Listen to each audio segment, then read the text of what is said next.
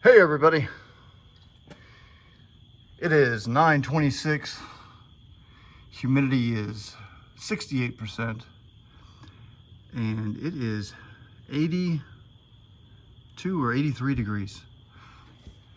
Earlier today, for the better part of the day, it was every bit of 103, but I had to get this stuff done. Whew. Let's go over here first. Before I forget, I got a nice GoFundMe donation, I think 2 or 3 days ago. I really appreciate that. It'll take me down to Harbor Freight and I can stock up on all the abrasives and probably some welding wire and all the stuff I need to keep on going. First thing I did when I come out today was I installed this 3 inches right here, which completes the work on this side. Of course, that's not correct. Tomorrow I will do what I'm about to show you. It was rough today. I was sweating like a dog. I took a lot of breaks.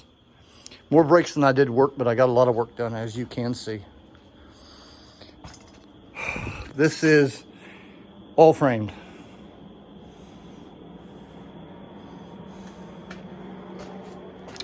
I think I can get on the inside and show you.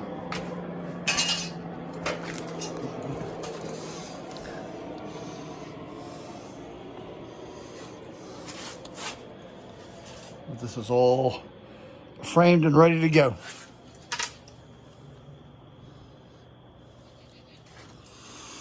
The only part that is not framed is just there and here. That's pretty much it, and I will get that done tomorrow.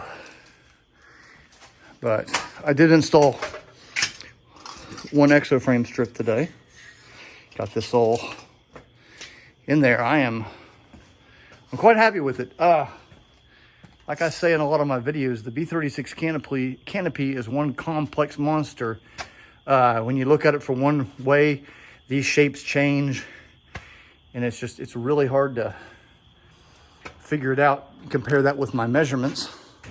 But I'm happy. Once I get these guys rounded with the aluminum, I think it's going to be close to perfect. I mean, the fact of the matter is, there is no B-36 in the world that I can get up here and I can actually measure this or trace or do a rubbing of this, because you know, I can access just outside of the Astrodome. I can access here, and I can stick my head out here and, you know, really bend over and really get an idea of what's going on here to compare with my measurements. But I can't get right here. So that's one of the shortcomings that I have. But all these dimensions are true, and it's 52 inches from the end of the hoop to the tip of the Astrodome mount. So that's it. And these are essentially straight. They'll appear straighter when I get the aluminum on it. But man, just man, oh man, oh man. I can't wait to get the welding done so I can get back to my aluminum and start being nice and lazy and sitting over there in front of my fan and no 10,000 degree arc in front of my face. Whew. Nice. As you all know, I've been on the internet for a long time.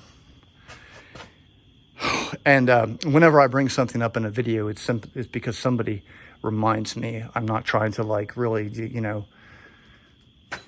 push it or whatever you'd call it. Anyways, a lot of people have told me, go to the boneyards to get parts. The first major hurdle you are going to have is you just can't call a supply house or a boneyard and ask for B-36 parts.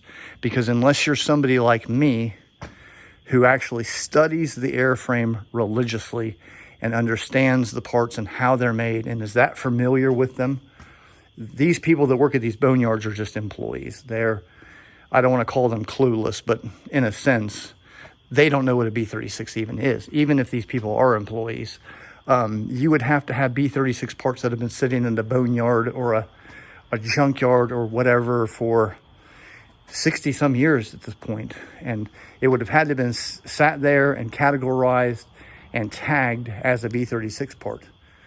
While I've got you here, we'll talk about the boneyard and the B-36. I'm pretty good at this, but I'm not the best, so forgive me if I make any errors.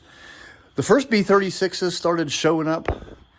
The D models that they never upgraded, they started showing up in the mid-50s when the B-36 program was, 6 years old. Or not the program, but they had been flying in service for about 6 years. The main reason was because the B-47 was phasing them out for those duties. One of those duties was the RB-36. As soon as the 47 came online, the RB-36 was obsolete quickly. The B-36, they lingered in the boneyard for a very short time. I do believe that there is no aircraft that lingered in the air in the boneyards as short as the B-36 did, because it was essentially obsolete before it even left the drawing board. It just kept being pushed and pushed and pushed, because of the Cold War. Because of the rise of the Soviet Union, because of the atomic bomb development. If it weren't for those things, the B-36 would have been canceled. And I don't know if it would have even flew, because if you know, the B-36 was originally conceived to be able to bomb targets in Germany from the United States in the event that we lost airstrips in the United Kingdom or our other allies. The bombing campaign with the B-17s and the B-24s was so successful, not to mention the B-29s in the Pacific, that we no longer needed the B-36. And that was realized very early in World War II. So the B-36, a lot of people didn't like it. So they started showing up at the boneyard, Davis-Monthan Air Force Base in Tucson, Arizona, really quickly. They started scrapping them, I think, in 1956, maybe 1955, with the earliest models first. The way that they did that, initially, the Air Force developed a program to see how fast, because nobody had ever scrapped the B-36 before, but they wanted to know how fast they could do it, how many minutes it took, and most of all, how much it cost, and how much profit was realized from the reclamation or the salvage of the usable components, which there were immense amounts that could be used on other aircraft. Once it was figured out how much it would cost and what was involved, they got a contractor to scrap the fleet. There was called MARPAC. There's actually a flyer, a black and white picture of a flyer it's around, and it talks about a big government surplus liquidation that MARPAC is doing there. They're scrapping the B-36 fleet. And of course, what they would do is they would go around to the B-36 and they would get the things that could be used in the aircraft. This seat was used in the C-124, the C-119, for example. And the early model seats, I'm sure they took those out because those were used, still in like C-47s and stuff like that. B-29s, B-50s. They'd take out the gauges. They would take out the toggle switches. They would take out anything and everything that could be potentially reused. And that stuff would go back to the Air Force inventory. And then you had stuff that was exclusive to the B-36 program. Things like your 6-engine turbo booster selector, your instrument panels that had been gutted, safety harnesses for like the gunnery equipment, stuff like that had no use in other aircraft. MARPAC, imagine a really big warehouse, huge, and all this stuff sat out. They invited the public to come in, and you bought it. It was essentially a big surplus store.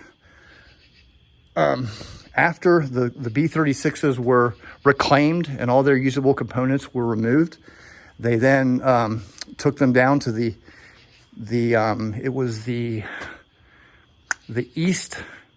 Mid-East end of Davis-Monthan Air Force Base. They huddled them all together, lined them up, and one by one, they started demilitarizing them. Of course, an airplane has to be demilitarized. It can't be a weapon before it can be sold to MARPAC, so they can then sell it to the scrappers. Or if I worded that wrong, eventually, you know, it goes to the public in the form of scrapping. So what you do when you demilitarize the B-36 is first you cut off the wings, and you cut off the empennage, and you destroy the bomb bay.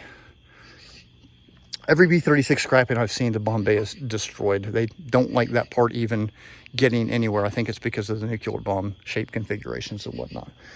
Once that was done, a lot of the scrapping pictures I've seen, they then rip out the side of the fuselage all the way down, and then they would just start going at it and crushing it and scrapping it. And it didn't take very long.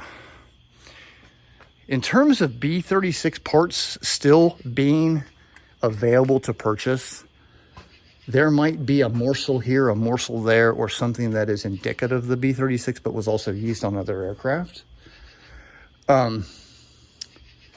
The problem is because the B-36 was a bomber. And by the 1960s, the Air Force was not releasing, especially their strategic intercontinental bombers, to the general public. So as far as I know, nothing of the airframes, no parts of the airframes left Davis-Monthan. Today, if something were to leave Davis-Monthan Air Force Base, I believe the specification is it has to be either mutilated to a point where the components are not readily, not discernible, identifiable as airplane parts. Otherwise, it has to be cut in either 1x1 square pieces or 2x2 square pieces. You cannot go to Davis-Monthan and buy an airplane. You cannot go to a museum and buy an airplane, at least the national museums, because they are property of the Air Force and part of the museum system. A lot of people have said, well, let's just go to the Air Force Museum and fire up 52-2220. No, if that airplane ever leaves that hangar, it will leave either in unidentifiable chunks or in 1x1 shredded pieces, and will go directly to multiple smelters and turned into pop cans. But you just can't find B-36 parts. I have one actual B-36 component airframe part, which is the flight engineer's main panel, and you can see the condition of it. I have the Astrodome, but everything else came out of other airplanes. They did not come out of a B-36.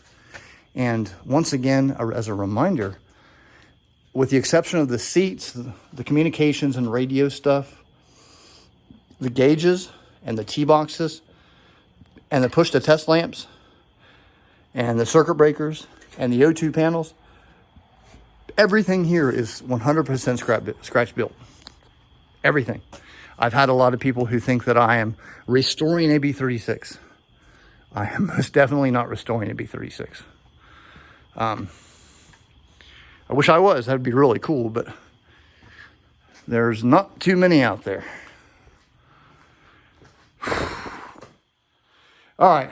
I hope it didn't bore y'all to death. I'll see y'all next time.